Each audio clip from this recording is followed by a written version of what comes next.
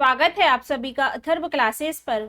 आज की मध्य प्रदेश महिला पर्यवेक्षक की क्लास में हम 27 मार्च का दोनों शिफ्टों का एग्जाम एनालिसिस करेंगे और देखेंगे कि किस प्रकार के प्रश्न आज के एग्जाम में पूछे गए थे। और जितने भी मुझे प्रश्न मिल पाए हैं उनको मैंने डिटेल में पढ़ाया है। तो आप सभी से एक अनुरोध है कि वीडियो को पूरा जरूर देखिएगा। और अगर आपने इससे पहले के एग्जाम एनालिसिस नहीं देखे हैं तो चैनल पर जाकर जरूर देखिएगा, क्योंकि काफी ऐसे टॉपिक हैं जो बार बार रिपीट हो रहे हैं। अगर आपने इससे पहले की एग्जाम एनालिसिस देखे होंगे तो आपको पता होगा कि जिन टॉपिक से पहले के एग्जाम में प्रश्न पूछे गए थे वही टॉपिक से आने वाले एग्जामों में भी प्रश्न पूछे जा रहे हैं। तो आइए समय व्यर्थ न करते हुए क्लास शुरू करते हैं और देखते हैं कि किस टॉपिक से किस टाइप के प्रश्न पूछे गए थे। तो सबसे पहले हम पोषण एवं स्वास्थ्य में देखेंगे कि किस प्रकार के प्रश्न पूछे गए थे। तो प्रश्न पूछा गया था कि बायोटीन के क्या कार्य हैं। तो बायोटीन जिसे विटामिन B7 या विटामिन H भी कहा जाता है, तो दोनों ही आप याद रखिएगा, विटामिन B7 और H, जिसका रासायनिक नाम होता है बायोटीन। तो इन्होंने डायरेक्ट प्रश्न विटामिन B7 से ना पूछकर उसका रासायनिक नाम दे दिया। तो आपको सभी विटामिन के रासायनिक नाम याद होना बहुत जरूरी है। अगर आपने विटामिन की वीडियो नहीं देखी है तो चैनल की प्लेलिस्ट में आपको विटामिन की वीडियो मिल जाएगी, जिसमें मैंने सभी विटामिन को शॉर्ट में समझाया है। लगभग 10 मिनट की वीडियो है और ट्रिक के माध्यम से सभी के रासायनिक नाम, उनसे संबंधित रोगों को और उनके स्रोत और कार्यों को समझाया है। तो वह वीडियो आप एग्जाम से पहले जरूर देखकर जाइएगा। तो आइए थोड़ा सा समझते हैं इसको कि विटामिन B7 यानी कि बायोटीन के क्या कार्य हैं। तो एक पानी में घुलनशील विटामिन है विटामिन B7, जो शरीर को ऊर्जा प्राप्त करने, वसा, कार्बोहाइड्रेट और प्रोटीन के चयापचय में मदद करता है। साथ ही यह बालों, त्वचा और नाखूनों के स्वास्थ्य के लिए भी महत्वपूर्ण है। अगर हम बायोटीन के कार्य देखें तो सबसे महत्वपूर्ण है ऊर्जा उत्पादन में। तो बायोटीन शरीर को भोजन से ऊर्जा प्राप्त करने में मदद करता है, क्योंकि यह कार्बोहाइड्रेट को ग्लूकोज में बदलने में महत्वपूर्ण भूमिका निभाता है। साथ ही यह चयापचय के लिए भी महत्वपूर्ण है। यह वसा, कार्बोहाइड्रेट और प्रोटीन के चयापचय में मदद करता है। इसी के साथ याद रखिएगा कि यह स्वस्थ बाल, त्वचा और नाखूनों के लिए भी महत्वपूर्ण माना जाता है, क्योंकि यह केराटिन नामक प्रोटीन के निर्माण में मदद करता है। इसके बाद पोषण एवं स्वास्थ्य के अंतर्गत ही अगला प्रश्न पूछा गया था कि गर्भावस्था के दौरान कौन सा टीका लगाया जाता है। तो याद रखिएगा, गर्भावस्था के दौरान टीटी यानी कि टिटनेस टॉक्साइड का टीका लगाया जाता है। तो गर्भावस्था के दौरान टिटनेस और डिप्थीरिया बचाव के लिए टीटी और टीडी टीके लगाए जाते हैं। टिटनेस टॉक्साइड और डिप्थीरिया टॉक्साइड के लिए 2 टीके लगाए जाते हैं। तो इसको भी मैंने कई बार डिटेल में पढ़ाया है। अगला प्रश्न पूछा गया था, सेरेब्रम पाल्सी में दिमाग का कौन सा भाग प्रभावित होता है। तो यह एक ऐसा प्रश्न है जो लगभग हर शिफ्ट में रिपीट हो रहा है, लेकिन प्रश्न का पैटर्न और उससे संबंधित जो पूछा जाने वाला है वह चेंज हो जाता है। तो सेरेब्रम पाल्सी के से संबंधित सभी प्रकार की जानकारी आपको होना जरूरी है। तो आइए समझते हैं कि सेरेब्रम पाल्सी में मस्तिष्क के वे भाग या वे हिस्से प्रभावित होते हैं जो शरीर की गति, संतुलन और मुद्रा को नियंत्रित करते हैं। अगर हम देखें कि कौन से हिस्से प्रभावित होते हैं, तो मोटर कॉर्टेक्स, तो यह मस्तिष्क का वह भाग है जो मांसपेशियों की गति को नियंत्रित करता है। और दूसरा है बेसल गैंग्लिया, यह मस्तिष्क का वह भाग है जो गति और समन्वय को नियंत्रित करता है। और तीसरा है सेरिबेलम, तो यह मस्तिष्क का वह भाग है जो संतुलन या समन्वय को नियंत्रित करता है। यह संतुलन में क्षति या असामान्य विकास के कारण होता है, जो जन्म से पहले, जन्म के दौरान और जन्म के बाद हो सकती है।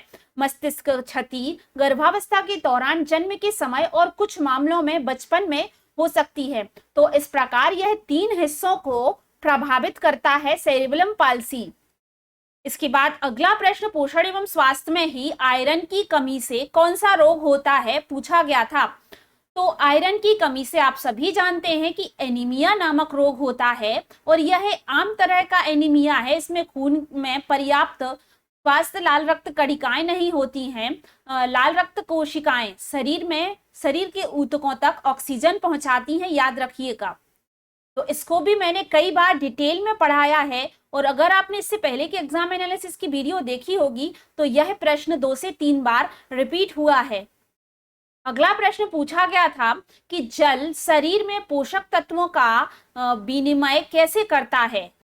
तो पानी अपने पूरे शरीर में आवश्यक पोषक तत्वों और ऑक्सीजन का एक महत्वपूर्ण परिवहन करता है। अपने दैनिक जल सेवन लक्ष्यों को पूरा करने से परिसंचरण में वृद्धि होती है, जिससे समग्र स्वास्थ्य में सुधार होता है। रक्त, जिसमें 90% से अधिक पानी होता है, शरीर के विभिन्न अंगों के लिए ऑक्सीजन वाहक है।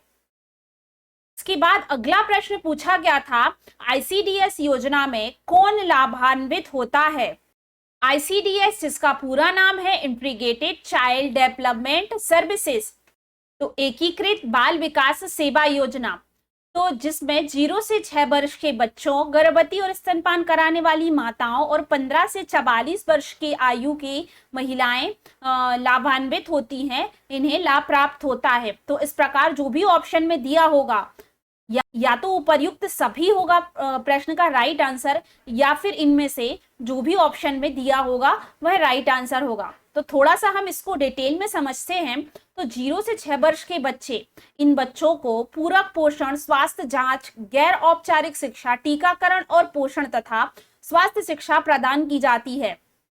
इसके बाद गर्भवती और स्तनपान कराने वाली माताएं, जिसे धात्री माताएं भी कहते हैं, उन्हें भी स्वास्थ्य जांच, पोषण और स्वास्थ्य शिक्षा और रेफरल सेवाएं मिलती हैं।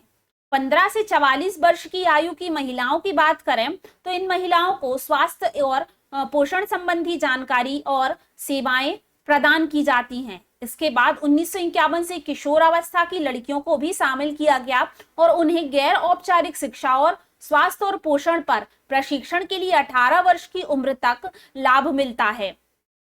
इसके बाद प्रश्न पूछा गया था कि किसकी कमी से क्वाशियोकोर नामक रोग होता है। तो याद रखिएगा, क्वाशियोकोर नामक रोग प्रोटीन की कमी से होता है।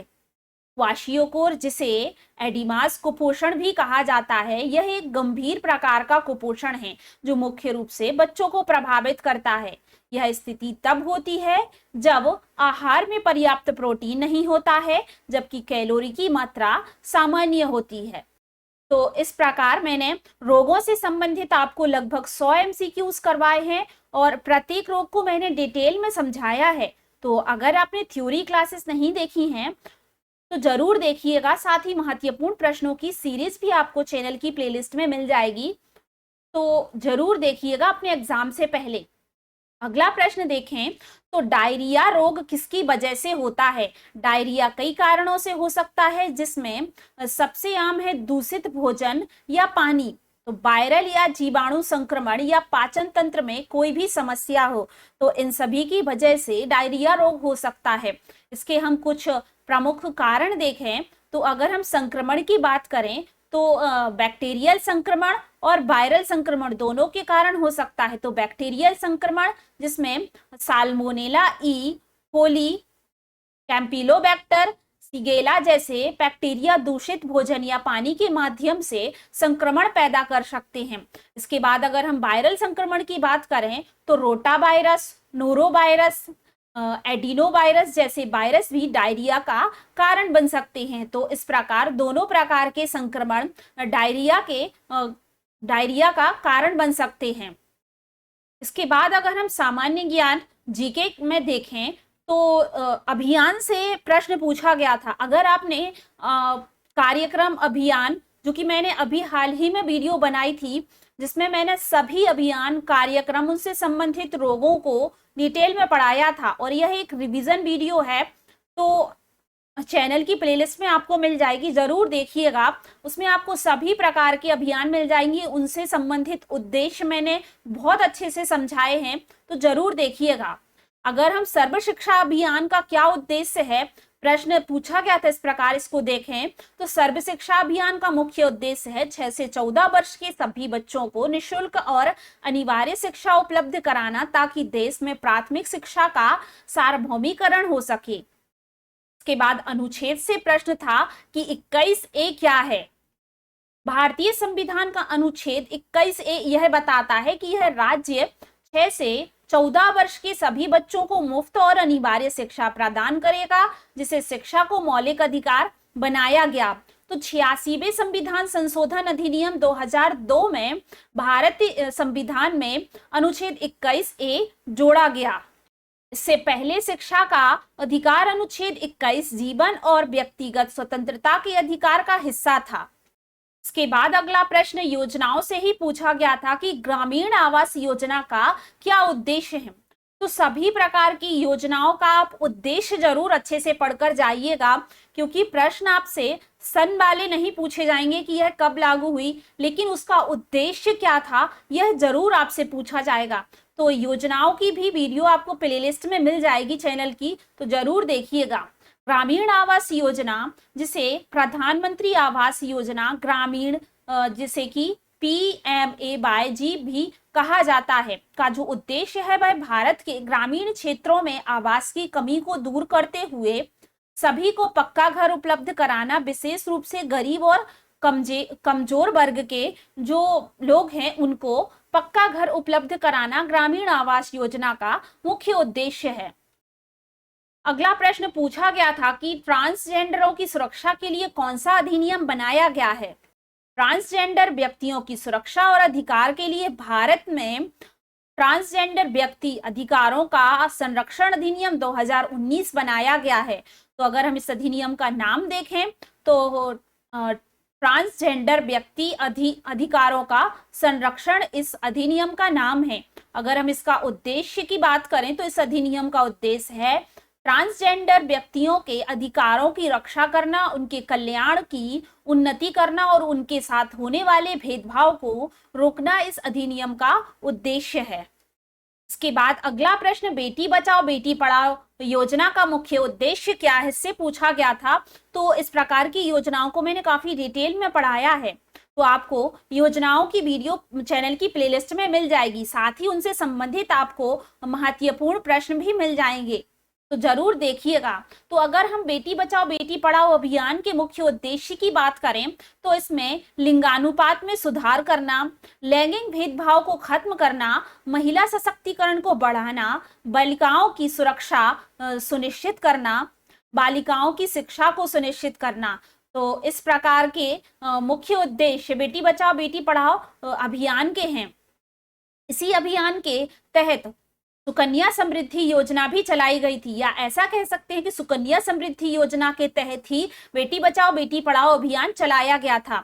तो इस अभियान की शुरुआत 22 जनवरी 2015 को भारत के प्रधानमंत्री नरेंद्र मोदी द्वारा पानीपत हरियाणा से शुरू की गई थी। याद रखिएगा, पानीपत हरियाणा से इसकी शुरुआत की गई थी। इस योजना का मकसद था लड़कियों को बचाया जाए और उन्हें शिक्षित किया जाए। इसके बाद जीके में ही अगर हम कंप्यूटर की बात करें तो कंप्यूटर में MS वर्ड MS एक्सेल से प्रश्न पूछे गए थे। तो ज्यादा प्रश्न तो मुझे नहीं मिल पाए हैं, लेकिन आप MS ऑफिस को अच्छे से पढ़कर जाइएगा, MS वर्ड MS एक्सेल और MS पावर पॉइंट को।